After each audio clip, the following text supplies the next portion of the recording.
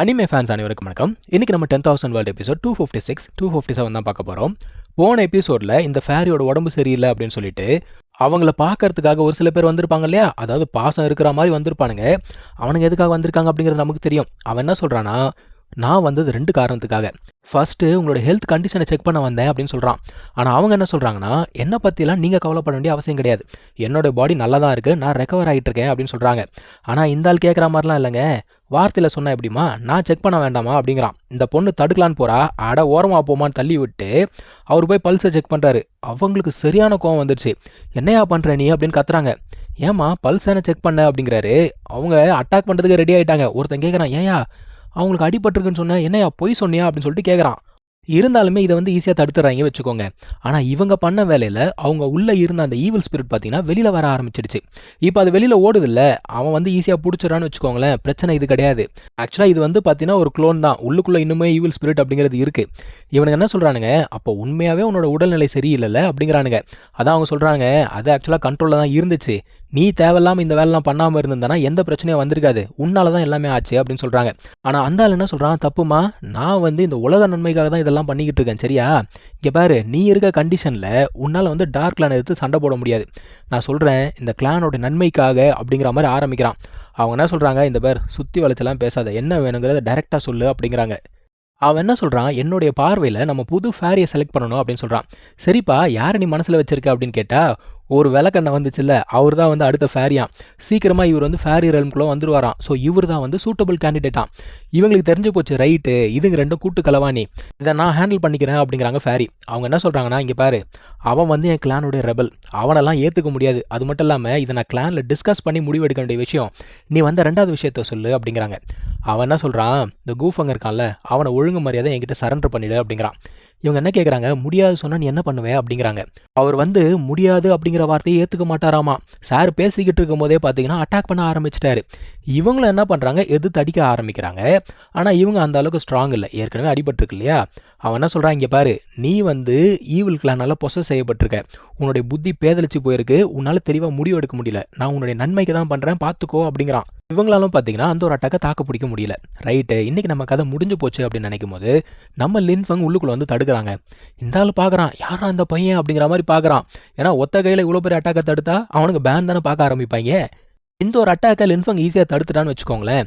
ஆனால் அவன் அப்படியே திரும்பி பார்க்குறான். பார்த்துட்டு அவனுக்கு சின்ன வயசுலேருந்து நடந்த எல்லாமே ஞாபகத்துக்கு வருது.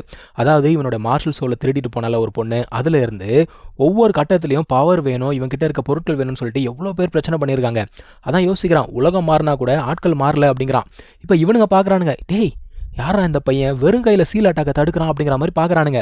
இருந்தாலும் யோசிக்கிறான், அது ஒரு லெவல் 4 ஆர்டிஃபேக்ட் ஆச்சு, இவன் எப்படி வெறும் கையில் தடுத்தான், இவன் ஒருவேளை ஏதாவது ரீஇன்கார்னேஷனாக இருப்பானோ அப்படிங்கிற மாதிரி யோசிக்கிறான். ரீஇன்கார்னேஷன் அப்படின்னா அதாவது இந்த பவர்ஃபுல் பீப்புள் இறந்து போயிருப்பாங்களே அவங்களுடைய மறுபிறவி. அவன் இப்போ மறுபடியும் என்ன பண்ணுறான்னா இன்னொரு அட்டாக் அப்படிங்கிறத பண்ணுறான். இது பார்க்கறதுக்கு போன அட்டாக் மாதிரி தான் இருக்குது, என்ன கலர் மட்டும் வேற.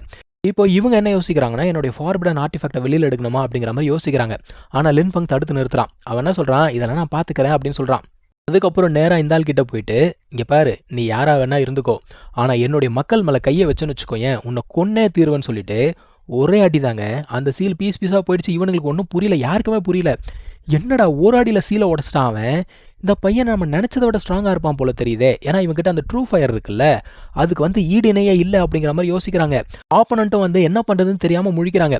ஆனாலுமே அவன் என்ன சொல்கிறான், தம்பி நீ என்னதான் ட்ரூ ஃபயர் வச்சிருந்தா கூட நீ அந்த அளவுக்கு ஸ்ட்ராங் இல்லை, அதோடைய ஃபுல் ஸ்ட்ரென்த்தை உன்னால் பயன்படுத்த முடியாது தம்பி, இப்போ வருது பேர் அட்டாக் அப்படிங்கிறான். அதாவது சார் கத்தி அப்படிங்கிறத யூஸ் பண்ண போகிறாராமா. லின்ஃபங்கு சிரிப்பே வந்துச்சுங்க லிட்டரலா. ஏன்னா கத்தி சண்டையில் அவன் தோத்ததே கிடையாது. அவனோட ஜென்யூன் ஸ்பாட்ஸோட வெளியில் எடுத்தோடனே அவனோட மொத்த கத்தியும் பார்த்தீங்கன்னா இவனை சுத்த ஆரம்பிச்சிருச்சு. அந்த ஆளுக்கு ஒன்றும் புரியல, என்னடா நடக்குது அப்படின்னு பார்க்குறான். ஏன்னா இந்த இன்ஃபர்மேஷனை அவனுங்க சொல்லாமல் விட்டுட்டானுங்க.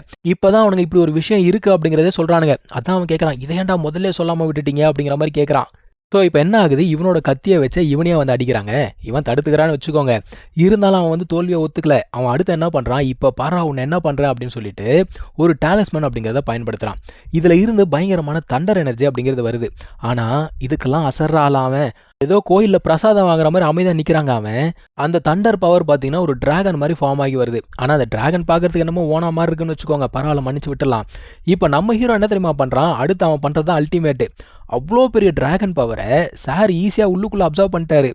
இவன் அரண்டு போகிறான். அவன், டேய் என்னடா அவன் எல்லாத்தையும் முழுங்கிட்டான் அப்படிங்கிற மாதிரி முழிக்கிறானுங்க திருன்னு. ஆனாலும் அவன் அடங்கல. அடுத்து பார்த்தீங்கன்னா ஒரு ஃபேரியோடைய தர்மா பாடியை வர வைக்கிறான்.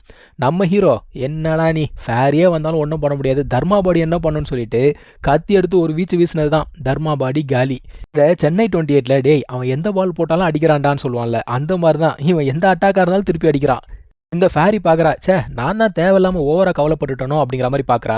ஆப்பனன்ட் பார்த்தீங்கன்னா இன்னும் அடங்கலைங்க, அடுத்த அட்டாக்கு ரெடி ஆகுறான். ஆனால் லின்ஃபங் என்ன பண்ணுறான், இவன் அட்டாக் பண்ணுறதுக்கு முன்னாடி அவன் அட்டாக் பண்ணி டிஃபீட் பண்ணி முடிச்சிடறான்.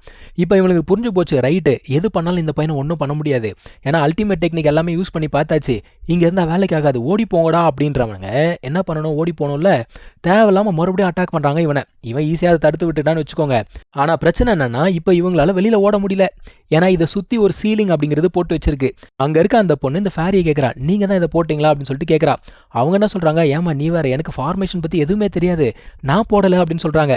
அப்ப அந்த குட்டி பொண்ணு சொல்றா, அதாவது ஒரு சில நாட்களுக்கு முன்னாடி நம்ம ஹீரோ தான் அந்த வேலையை பண்ணியிருக்கானா, அவன் இந்த டாலிஸ்மன்லாம் படிச்சுட்டு இருந்தால அப்போ இந்த வேலையை பண்ணிட்டு போயிருக்கு பக்கி. இப்போ நம்ம ஹீரோ பார்க்குறான், என்கிட்டயுமே டாலிஸ்மன் இருக்கே அப்படின்னு சொல்லிட்டு எடுக்கிறாங்க. இது வந்து பார்த்தீங்கன்னா டிவைன் தண்டர் டாலிஸ்மன். இவனுடைய அந்த பவர்க்குள்ள இருந்து ரியல் டிராகன் அப்படிங்கிறது வெளியில வருது. அந்த தண்டர் டிராகன் இதுக்கு முன்னாடி பார்த்துருக்கோம் இல்லையா, அந்த மாதிரி 1 இல்லை 2 இல்லை கிட்டத்தட்ட 3-4 டிராகன்ஸ் இருக்கு. இதை பார்த்து எல்லாருமே பார்த்தீங்கன்னா வாயடிச்சு போயிட்டாங்க. அந்த ஆள் விட்டா அழுதுருவான் போல தெரியுது. அவன் என்ன சொல்றான்னா, கிட்டத்தட்ட 1000 வருஷத்துக்கு மேலே நான் டாலிஸ்மன் அப்படிங்கிறத படிச்சுக்கிட்டு இருக்கேன், என்னால் இந்த அளவுக்கு பண்ண முடியலையே, இதெல்லாம் நான் ஒத்துக்கவே மாட்டேன் அப்படிங்கிறான். ஒத்துக்கலைன்னா போ.